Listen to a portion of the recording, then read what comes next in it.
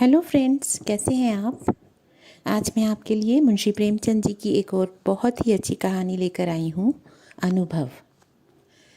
प्रियतम को 1 वर्ष की सज़ा हो गई और अपराध केवल इतना था कि 3 दिन पहले जेठ की तपती दोपहरी में उन्होंने राष्ट्र के कई सेवकों का शरबत पान से सत्कार किया था।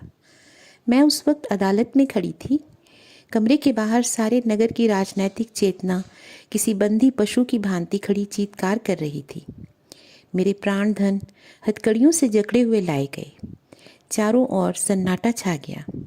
मेरे भीतर हाहाकार मचा हुआ था, मानो प्राण पिघला जा रहा हो। आवेश की लहरें सी उठ उठकर समस्त शरीर को रोमांचित किए देती थी। ओह, इतना गर्व मुझे कभी नहीं हुआ था। वह अदालत, कुर्सी पर बैठा हुआ अंग्रेज अफसर, लाल जरीदार पगड़ियाँ बांधे हुए पुलिस के कर्मचारी, सब मेरी आंखों में तुच्छ जान पड़ते थे। बार बार जी में आता था दौड़कर जीवन धन के चरणों में लिपट जाऊं और उसी दशा में प्राण त्याग दूं। कितनी शांत, अविचलित, तेज और स्वाभिमान से प्रदीप्त मूर्ति थी। ग्लानि, विषाद या शोक की छाया भी न थी। नहीं, उन ओठों पर एक स्फूर्ति से भरी हुई मनोहारिणी ओजस्वी मुस्कान थी। इस अपराध के लिए 1 वर्ष का कठिन कारावास, वाह रे न्याय, तेरी बलिहारी है। मैं ऐसे 1000 अपराध करने को तैयार थी। प्राणनाथ ने चलते समय एक बार मेरी ओर देखा, कुछ मुस्कुराए, फिर उनकी मुद्रा कठोर हो गई। अदालत से लौटकर मैंने 5 रुपए की मिठाई मंगवाई और स्वयं सेवकों को बुलाकर खिलाया। और संध्या समय मैं पहली बार कांग्रेस के जलसे में शरीक हुई। शरीक ही नहीं हुई, मंच पर जाकर बोली और सत्याग्रह की प्रतिज्ञा ले ली। मेरी आत्मा में इतनी शक्ति कहाँ से आ गई, नहीं कह सकती। सर्वस्व लुट जाने की फिर किसकी शंका और किसका डर। विधाता का कठोर से कठोर आघात भी अब मेरा क्या अहित कर सकता था। दूसरे दिन मैंने 2 तार दिए, एक पिताजी को, दूसरा ससुर जी को। ससुर जी पेंशन पाते थे। पिताजी जंगल के महकमे में अच्छे पद पर थे। पर सारा दिन गुजर गया, तार का जवाब नदारद। दूसरे दिन भी कोई जवाब नहीं। हाँ, तीसरे दिन दोनों महाशयों के पत्र आए। दोनों जामे से बाहर थे। ससुर जी ने लिखा, आशा थी तुम लोग बुढ़ापे में मेरा पालन करोगे। तुमने उस आशा पर पानी फेर दिया। अब क्या चाहती हूँ, मैं भिक्षा मांगूँ? मैं सरकार से पेंशन पाता हूँ। तुम्हें आश्रय देकर अपनी पेंशन से हाथ नहीं धो सकता। पिताजी के शब्द इतने कठोर न थे, पर भाव लगभग ऐसा ही था। इसी साल उन्हें ग्रेड मिलने वाला था। वे मुझे बुलाएंगे तो संभव है ग्रेड से वंचित होना पड़े। हाँ, वे मेरी सहायता मौखिक रूप से करने को तैयार थे। मैंने दोनों पत्र फाड़कर फेंक दिए और उन्हें कोई पत्र ना लिखा। हाँ, स्वार्थ, तेरी माया कितनी प्रबल है। अपना ही पिता केवल स्वार्थ में बाधा पड़ने के भय से लड़की की तरफ से इतना निर्दयी हो जाए, अपना ससुर अपनी बहू की ओर से इतना उदासीन हो जाए। मगर अभी मेरी उम्र ही क्या है, अभी तो सारी दुनिया देखने को पड़ी है। अब तक मैं अपने विषय से निश्चिंत थी, लेकिन अब यह नई चिंता सवार हुई। इस निर्जन घर में निराधार निराश्रय कैसे रहूंगी? मगर जाऊंगी कहाँ? अगर कोई मर्द होता तो कांग्रेस के आश्रम में चली जाती या कोई मजूरी कर लेती। मेरे पैरों में नारीत्व की बेड़ियां पड़ी हुई थी। अपनी रक्षा की इतनी चिंता न थी जितनी अपनी नारीत्व की रक्षा की। अपनी जान की फिक्र न थी, पर नारीत्व की ओर किसी की आंख न उठनी चाहिए। किसी की आहट पाकर मैंने नीचे देखा, 2 आदमी खड़े थे। जी में आया, पूछूं तुम कौन हो, यहाँ क्यों खड़े हो? मगर फिर ख्याल आया, मुझे यह पूछने का क्या हक? आम रास्ता है, जिसका जी चाहे खड़ा हो। पर मुझे खटका हो गया। उस शंका को किसी तरह दिल से ना निकाल सकती थी। वह एक चिंगारी की भांति हृदय के अंदर समा गई थी।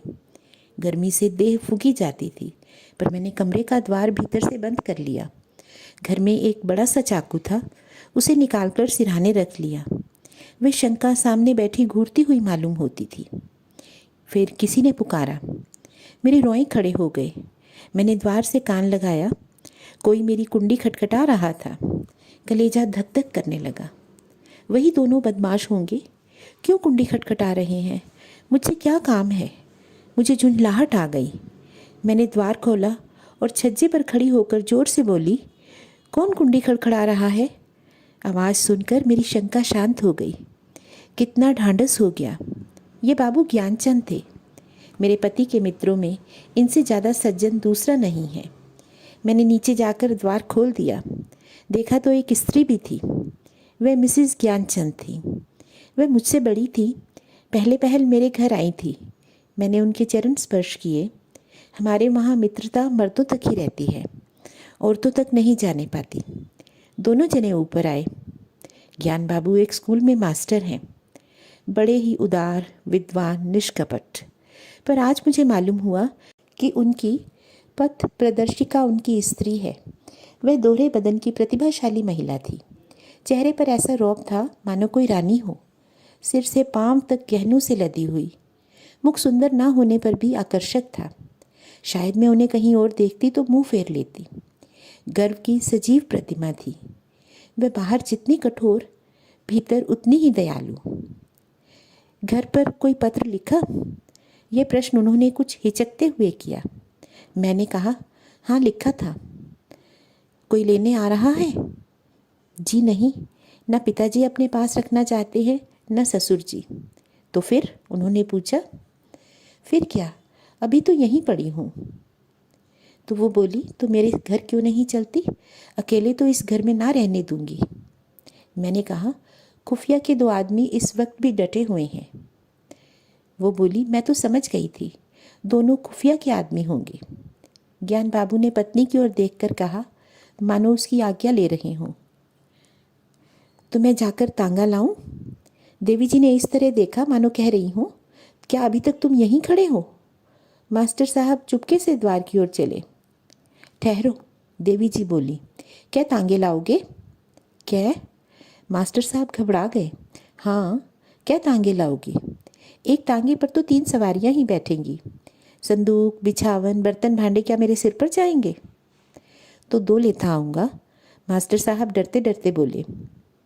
फिर वो बोली, एक तांगे में कितना सामान भर लोगे? तो 3 लेता आऊँ। अरे अब जाओगे भी? जरा सी बात के लिए घंटा भर लगा दिया। मैं कुछ कहने न पाई थी कि ज्ञान बाबू चल दिए। मैंने सकुचाते हुए कहा, बहन तुम्हें मेरे जाने से कष्ट होगा। और लेकिन मेरी बात पूरी करने से पहले ही देवी जी ने तीक्ष्ण स्वर में कहा, हाँ होगा तो अवश्य। तुम दोनों जून में 2-3 पाव आटा भर खाओगी, कमरे के एक कोने में अड्डा जमा लोगी, सिर में आने का तेल डालोगी। यह क्या थोड़ा कष्ट है? मैंने झेपते हुए कहा, आप तो बना रही हैं। देवी जी ने सदैव भाव से मेरा कंधा पकड़कर कहा, जब तुम्हारे बाबूजी लौट आवें तो मुझे भी अपने घर मेहमान रख लेना, मेरा घाटा पूरा हो जाएगा। अब तो राजी हुई? चलो असबाब बांधो, खाट वाट कल मंगवा लेंगे। मैंने ऐसी सदैव उदार, मीठी बातें करने वाली स्त्री नहीं देखी। मैं उनकी छोटी बहन होती तो भी शायद इससे अच्छी तरह न रखती। चिंता या क्रोध को तो उन्होंने जैसे जीत लिया हो। सदैव उनके मुख पर मधुर विनोद खेला करता था। कोई लड़का बाला न था, पर मैंने उन्हें कभी दुखी नहीं देखा। ऊपर के काम के लिए लौंडा रख लिया था, भीतर का सारा काम खुद करती। इतना कम खाकर और इतनी मेहनत करके वह कैसे इतनी हृष्ट पुष्ट थी, मैं नहीं कह सकती। विश्राम तो जैसे उनके भाग्य में ही नहीं लिखा था। जेठ की दोपहरी में भी ना लेटती थी। हाँ, मुझे कुछ ना करने देती। उस पर जब देखो कुछ खिलाने को सिर पर सवार। मुझे यहाँ बस यही एक तकलीफ़ थी। मगर 8 दिन ही गुजरे थे कि एक दिन मैंने उन्हीं दोनों खुफियों को नीचे बैठे देखा। मेरा माथा ठनका। ये अभागे यहाँ भी मेरे पीछे पड़े हैं। मैंने तुरंत बहन जी से कहा, वे दोनों बदमाश यहाँ भी मंडरा रहे हैं। उन्होंने हिकारत से कहा, कुत्ते हैं, फिरने दो। मैं चिंतित होकर बोली, कोई स्वांग ना खड़ा करें। उसी बेपरवाही से वे बोली, भूखने के सिवा और क्या कर सकते हैं? मैंने कहा, काट भी तो सकते हैं। तो वे हंसकर बोली, इसके डर से कोई भाग तो नहीं जाता ना? मगर मेरी दाल में मक्खी पड़ गई। बार बार छज्जे पर जाकर उन्हें टहलते देख आती। ये सब मेरे पीछे पड़े हुए हैं। आखिर मैं नौकरशाही का क्या बिगाड़ सकती हूँ? मेरा सामर्थ्य ही क्या है? क्या यह सब इस तरह से मुझे यहाँ से भगाने पर तुले हुए हैं? इससे उन्हें क्या मिलेगा? यही कि मैं मारी मारी फिरूं? कितनी नीची तबीयत है। एक हफ्ता और गुजर गया, खुफिया ने पिंड न छोड़ा। मेरे प्राण सूखते जाते थे। ऐसी दशा में यहाँ रहना मुझे अनुचित मालूम होता था, पर देवी जी से कुछ कह न सकती थी। एक दिन शाम को ज्ञान बाबू आए तो घबराए हुए थे। मैं बरामदे में थी, परवल छील रही थी। ज्ञान बाबू ने कमरे में जाकर देवी जी को इशारे से बुलाया।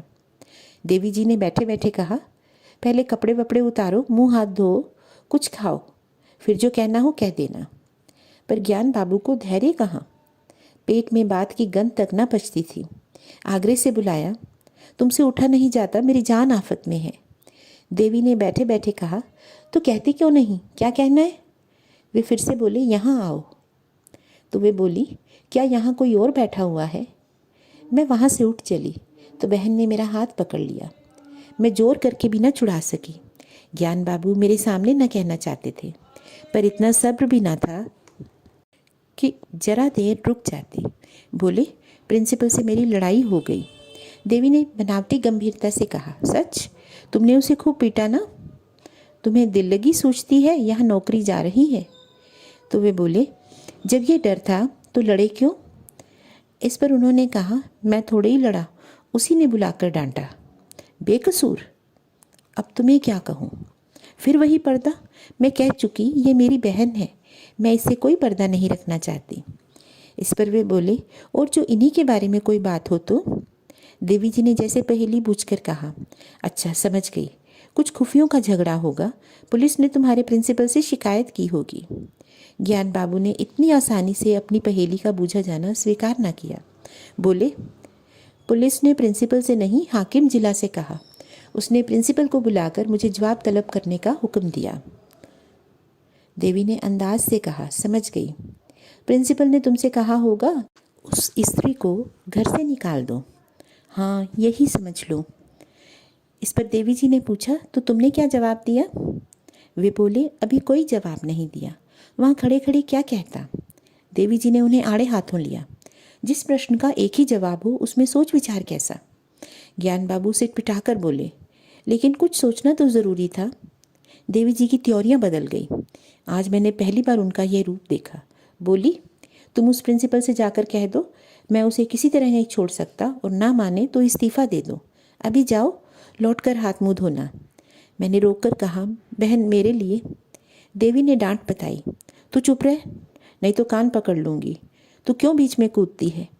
रहेंगे तो साथ रहेंगे, मरेंगे तो साथ मरेंगे। इस मर्दवे को मैं क्या कहूँ? आधी उम्र बीत गई और बात करना ना आया।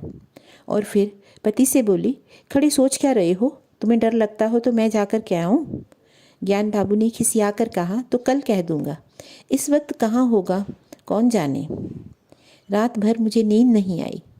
बाप और ससुर जिसका मुंह नहीं देखना चाहते, उसका यह आदर, राह की भिखारिन का यह सम्मान। देवी, तू सचमुच देवी है। दूसरे दिन ज्ञान बाबू चले तो देवी ने फिर कहा, फैसला करके घर आना, यह ना हो कि फिर सोचकर जवाब देने की ज़रूरत पड़े। ज्ञान बाबू के चले जाने के बाद मैंने कहा, तुम मेरे साथ बड़ा अन्याय करती हो बहन जी। मैं ये कभी नहीं देख सकती कि मेरे कारण तुम्हें यह विपत्ति झेलनी पड़ी। देवी ने हास्य भाव से कहा, कह चुकी या कुछ और कहना है? मैंने कहा, कह चुकी, मगर अभी बहुत कुछ कहूँगी। फिर वे बोली, अच्छा बता, तेरे प्रियतम क्यों जेल गए? इसलिए तो कि कांग्रेस स्वयं सेवकों का सत्कार किया था। कांग्रेसी कौन है? यह हमारी सेना के वीर हैं जो हमारी लड़ाइयाँ लड़ रहे हैं। इनके भी तो बाल बच्चे होंगे, माँ बाप होंगे, वह भी तो कोई कारोबार करते होंगे। पर देश की लड़ाई लड़ने के लिए उन्होंने सब कुछ त्याग दिया है। ऐसे वीरों का सत्कार करने के लिए जो आदमी जेल में डाला जाए, उसकी स्त्री के दर्शनों से भी आत्मा पवित्र होती है। मैं तुझ पर एहसान नहीं कर रही हूँ, तू मुझ पर एहसान कर रही है। मैं इस दया सागर में डुबकियाँ खाने लगी। बोलती क्या। शाम को जब ज्ञान बाबू लौटे तो उनके मुख पर विजय का आनंद था। देवी ने पूछा, हार की जीत? ज्ञान बाबू ने अकड़ कर कहा, जीत। मैंने इस्तीफ़ा दे दिया तो चक्कर में आ गया। उसी वक्त हाकिम जिला के पास गया। वहाँ न जाने मोटर पर बैठकर दोनों में क्या बातें हुई। लौटकर मुझसे बोला, आप पॉलिटिकल जलसों में तो नहीं जाते? मैंने कहा, कभी भूल कर भी नहीं। कांग्रेस के मेंबर तो नहीं हैं? मैंने कहा, मेंबर क्या, मेंबर का दोस्त भी नहीं हूँ। कांग्रेस फंड में चंदा तो नहीं देते? मैंने कहा, कानी कौड़ी भी कभी नहीं देता। फिर वह बोले, तो हमें आपसे कुछ नहीं कहना है, मैं आपका इस्तीफ़ा वापस लेता हूँ। और देवी जी ने मुझे गले से लगा लिया। और इस तरह से अब मुझे लगता है कि मेरा बाकी का समय भी इनके साथ प्रेम से कट जाएगा। दोस्तों, सच में आज़ादी की लड़ाई में बहुत छोटे छोटे सिपाहियों ने बहुत बड़ी बड़ी भूमिकाएं निभाई हैं। ये हमारे आज़ादी की लड़ाई के अनसंग हीरोज़ हैं, जिनके बारे में शायद कोई नहीं जानता। मुंशी प्रेमचंद जी उस ज़माने के रचनाकार हैं, तो उन्होंने इन चीज़ों को अपने नज़दीक बड़े ध्यान से देखा है, तभी उनकी कई कहानियों में आज़ादी की लड़ाई के किस्से आ जाते हैं, जैसा कि इस कहानी में हुआ। दोस्तों, इस कहानी के बारे में अपने कमेंट्स आप मुझे बता सकते हैं, और अगर आपको मेरी कहानियाँ पसंद आती हैं तो आप प्लीज़ मेरे वीडियोज़ को लाइक करें, शेयर करें और मेरे चैनल को सब्सक्राइब करें। Thank you.